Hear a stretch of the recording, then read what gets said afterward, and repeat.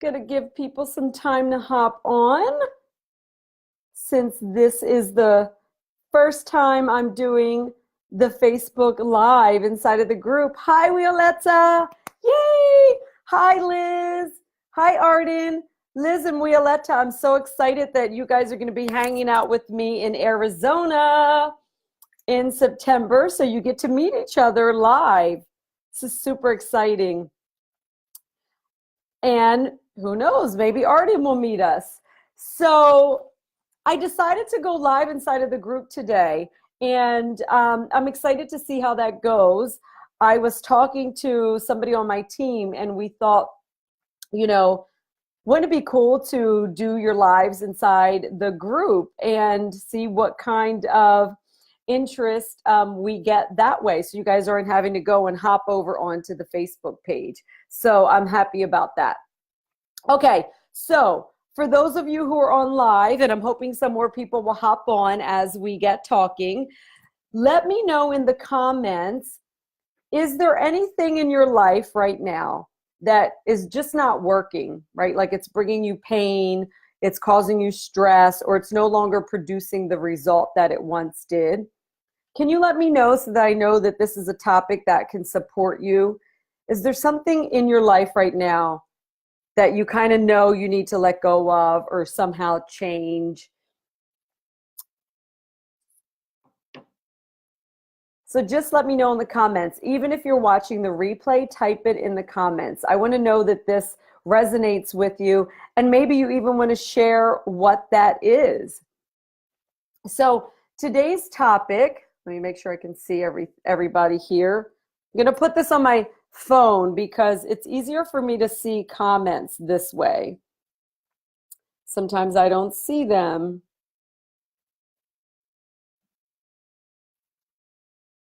Just make sure I can see all the comments. Oops. I don't want to hear myself. Nah. Okay. All right, cool. All right, let's get started. Elizabeth says, I would say feeling like I don't feel like I have enough work-life balance. Oh yeah, that's a good one. I could do a whole topic on balance. In fact, I'm currently coaching a group called Your Breakthrough Year. The enrollment is closed for that, but I'm currently coaching this group, and yesterday's training was all about time management, how to have that balance. You're never going to be completely balanced because sometimes you're going to give more attention to other things.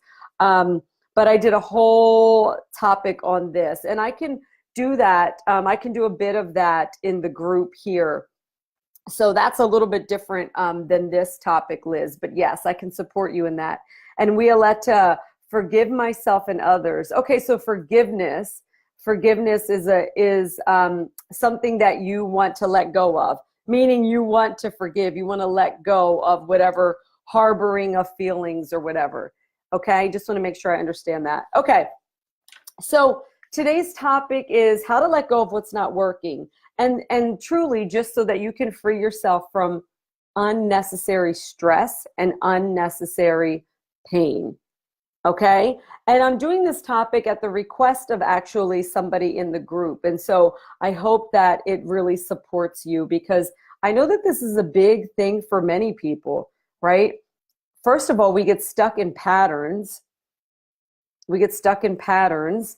And we do what kind of becomes natural. And the only reason it becomes natural to us is because it's a habit that we've practiced. Whether it's trying to see if I can get that hair out, whether it's a thought that we've practiced, whether it's a behavior that we've practiced, or whatever it is, it's just practiced. And so the good news about that is you can always start to adopt a new practice that you can then make a habit, and you can make that become natural. So we're going to talk about that right now. First, I'm going to share a little bit of a story with you, okay? So there was a time in my life when I owned a gym. Actually, I started this personal training studio in my garage at home, and then within a year, it just grew, and so I grew it into like a warehouse space. And then within a year, we grew out of that into another big location. And I had a group and personal training, strength and conditioning gym. And this, let's say I sold it in 2015. So let's go back to like 2010. Let's say from 2010 to 2013, the first 3 years of this business, maybe 2009. Anyway, about the first 3 years of this business, 2.5 to 3 years of the business, I was doing everything on my own. So I was essentially running this business alone. I was doing all of the work. And it doesn't mean that I didn't have trainers and things like that, but I was doing the bulk of everything. This was like the controller in me. This was that like solopreneur as opposed to entrepreneur.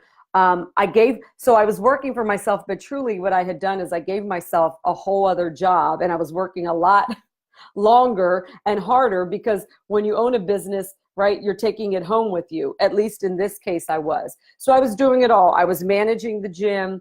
I was managing the trainers that I had. I was the head trainer. I was writing all the programming. I was writing all the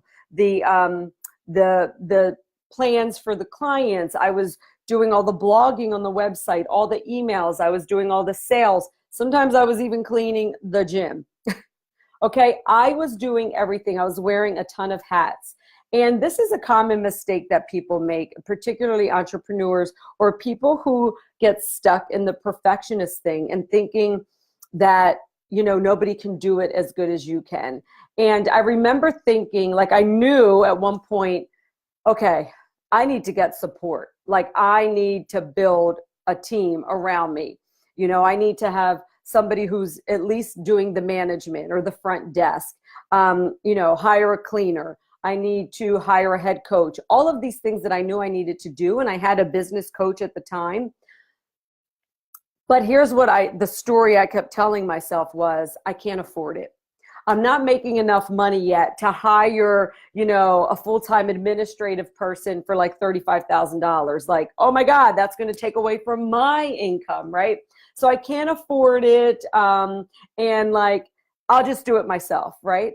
Well, that was something that I was doing for a couple of years, and I was doing fine. You know, the first year, you know, everything, you've got that adrenaline, you're putting all the systems in place, and it was working to a certain point, and then it wasn't. And then it wasn't, right? And I had to make a decision, right? It wasn't working for me anymore. Not only was it causing me undue stress and pain, it was impacting my health. It was impacting my intimacy with my husband, because there were many, like, I'd get home from the gym 7, 8 o'clock at night, have something to eat. And what do you think I did after that? Oh, I got to finish up some stuff that I couldn't do earlier. So I'd be downstairs in my home office doing more work. There were even times I would wake up in the middle of the night. I'm not kidding. This is a little embarrassing to say. There were times I'd wake up in the middle of the night and go down into my office and work some more. And so that was the controller in me. Also, a little bit of my self-worth, honestly, was still tied, even though I didn't think it was still tied to me checking things off the list. That was how I was feeling accomplished, right? That was how I was getting my value. Because it was a habit. Even though I no longer intellectually believed that, it was a habit. You know, I had been doing it for so long, so it was easy to just fall back into that. Mary says, this sounds familiar. So you might not have the same exact story, right? The same exact, you know, scenario that I'm talking about, but can you see that trend in yourself where maybe you've been doing something for so long, and even intellectually you're like, you know, I know this is not the right way to do it, but you're still doing it because it's been so easy. You're kind of like on automatic. That's what was happening to me. And I had to have a really hard look at myself, right? I started getting sick. I was never, ever sick. And so I was, well, not since a teenager when I was always sick, but I had, you know, my health was really good. I was running a fitness center, you know, all of a sudden, like, I just was starting to get out of shape. I was developing a food allergy. It was all because I wasn't taking care of myself. And my husband actually was feeling really neglected. I mean, I'll never forget the time he said to me, like, when are you going to make me as much a priority as you're making the gym, making your business? And that hurt. I was like, wow, that was like a wake up call. And so it was like, okay, what I've been doing is no longer working. It's not only causing me pain, it's causing other people pain.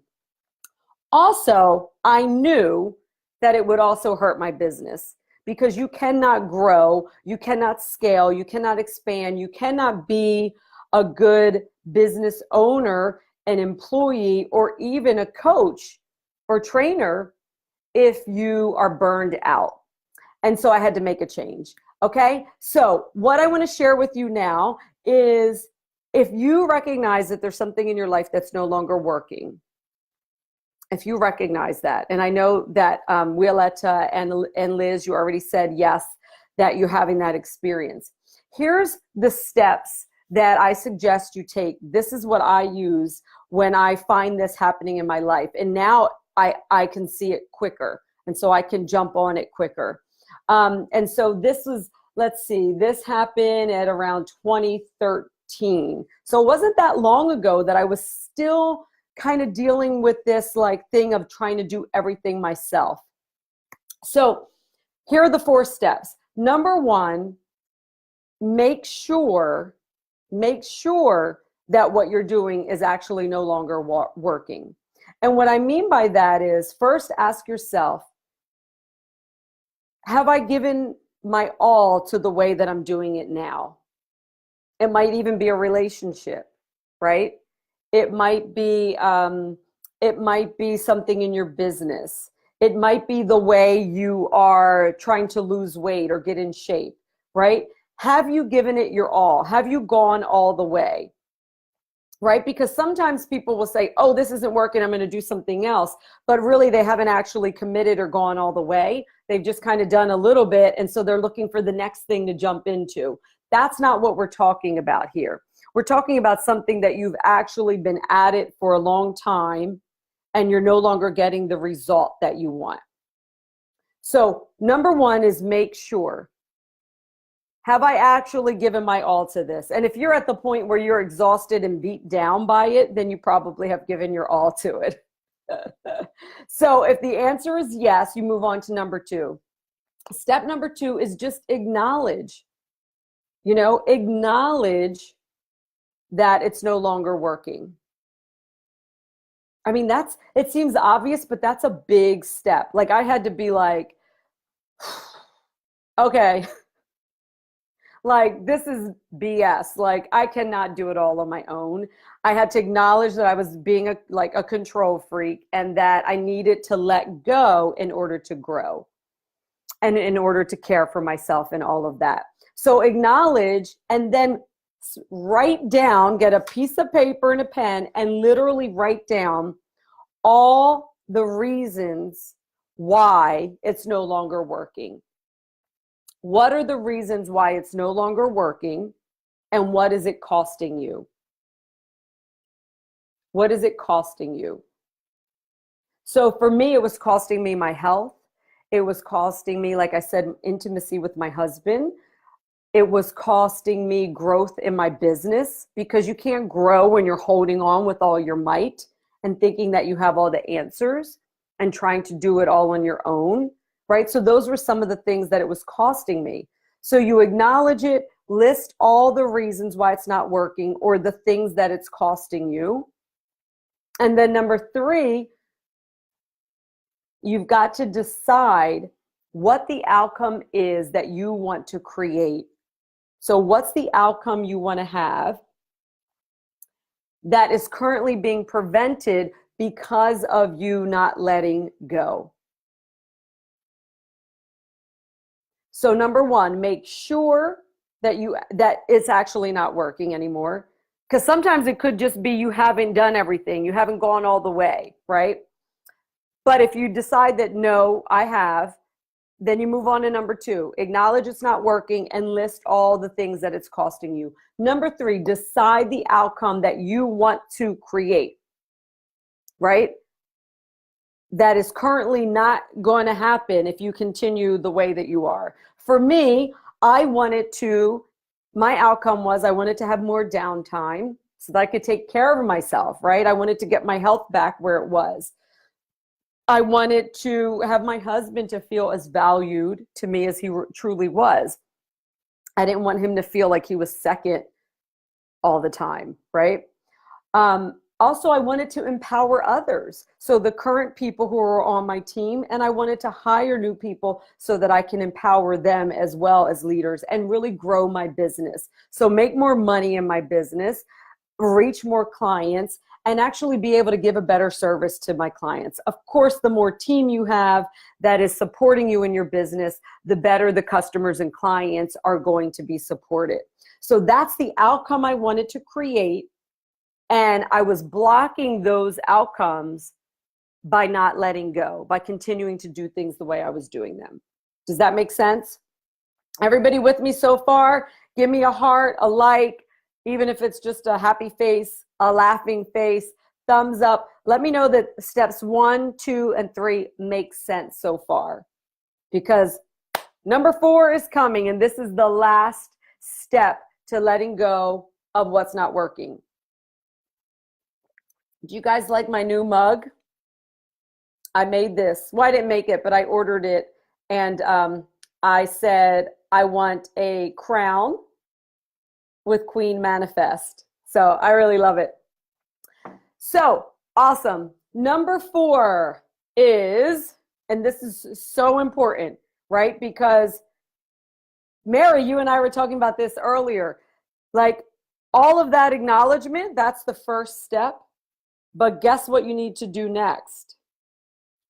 You've got to move into action, right? So number 4 is commit to putting a plan in place that will cause the result that you want.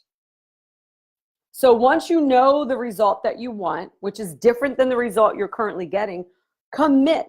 You have to commit. Commit to putting a plan in place that's going to cause it. That's going to require you to take action.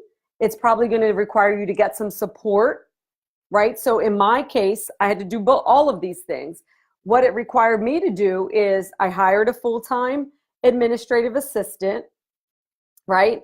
So I continued to stay in the management role. I hired a full-time assistant or administrative assistant. So I invested that money that I didn't think I could afford. Next, I hired a full-time lead head coach. And I not only hired him, but I delegated. I got rid of a lot of responsibilities that I was attached to because I thought, no, they can't do it as good as I can, right? Because I started this business. I'm the head coach. I know the right programming. Well, guess what? I let go of that. I trained him on how to do all of that. I invested in him going to some training. I invested in my part-time coaches and trainers getting some training. And then I put my head coach in charge. So he took over all the programming, all of the things to, write for the clients, diet and all of that kind of stuff. And he actually took over the scheduling. So he scheduled all of the trainers. Hi, all the newbies. He scheduled all the trainers. So he took over the scheduling. That was a huge thing. And so he basically took over that part of the business. And then we just had to, he had to report to me and we had team meetings and all of that. So I hired 2 new full-time hires, which relieved me I was like singing opera music after that, right? It was amazing. And guess what that freed me up to do? I then got to sit down with my team and teach them how to do sales so that I wasn't the only person sitting down with prospective clients and talking to them about our membership programs and all of that. So once I trained them on that, that freed up even more time. Of course, I hired somebody to clean full time too. So I put all these people in place to support my business, And guess what? I had the best business growth and the highest numbers that year in my business. And I didn't make this move into the middle of the year. And so by the second half of the year, I had doubled my sales from the year before. That is huge. You know why? It freed me up.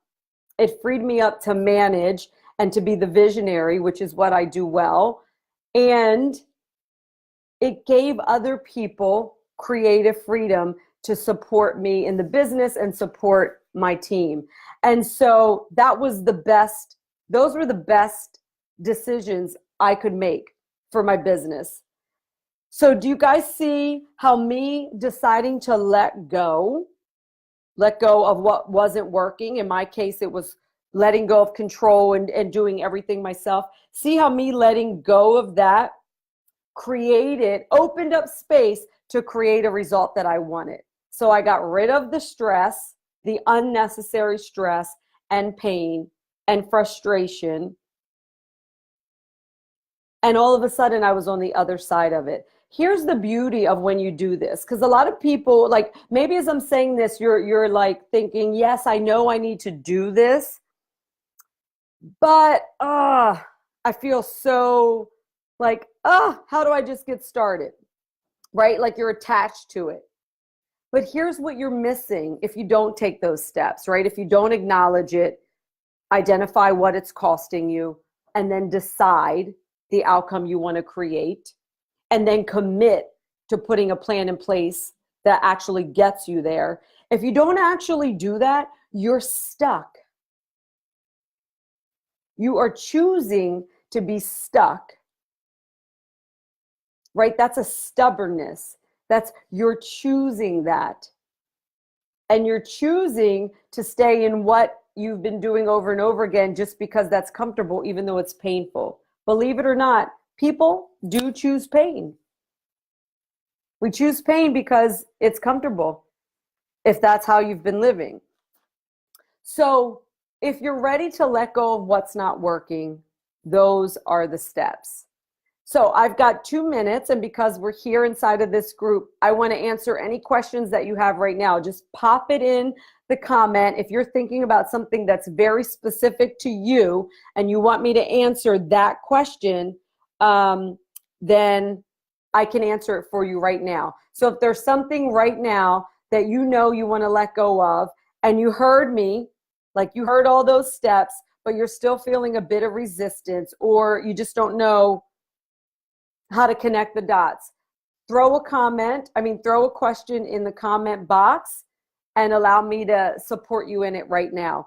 And if you don't feel comfortable doing that, send me a private message so that I can have an opportunity to help you that way. So I'm going to take a sip.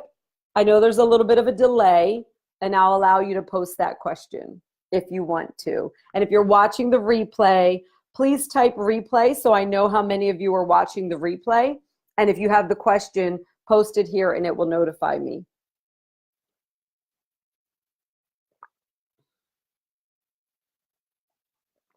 Sandra, see my cup?